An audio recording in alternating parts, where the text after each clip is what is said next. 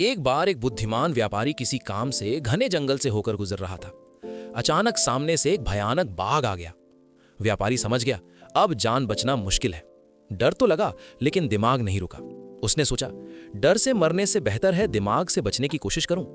जैसे ही बाघ पास आया, व्यापारी जोर जोर से ताली बजाने लगा और हंसते हुए बोल पड़ा।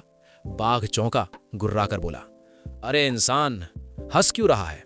कुछ ही पल में मैं तुम्हें खा जाऊंगा। व्यापारी मुस्कुराया और बोला, खाओगे? अरे भाई, मैं तो रोज एक बाघ खाता हूं।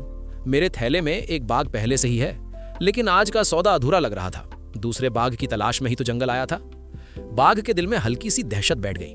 फिर भी बोला, अगर सच कह रहे हो तो अपने थैले वाला बाघ दिखाओ। व्यापारी बोला, जरूर, बस जरा ध्यान से देखना। उसने थैला खोला। अंदर एक शीशा रखा था। जैसे ही बाघ ने झांका, उसे अपनी ही परछाई दिखी। बाघ घुर्राया, शीशे में बाघ भी घुर्राया। अब बाघ को यकीन हो गया, सच में कोई खतरनाक इंसान है। वो पूंछ दबाकर भाग गया। कुछ देर बाद बाघ अपने सरदार को लेकर वापस आया। इसी बीच व्यापारी एक लकड़हारे से बात कर रहा था। लकड़हारे ने जैसे ही झुंड देखा, डर के मारे पेड़ पर चढ़ गया। व्यापारी पेड़ के पीछे छिप गया। भागा हुआ बाघ बोला, सरदार देखो, पहले एक था, अब दो हो गए, एक जमीन पर, एक पेड़ पर। सरदार आगे बढ़ा ही था कि अचानक लकड़हारा नीचे गिर पड़ा, धड़ाम। उसी पल व्यापारी जोर से चिल्लाया, पकड़ो इसे, भागने मत देना।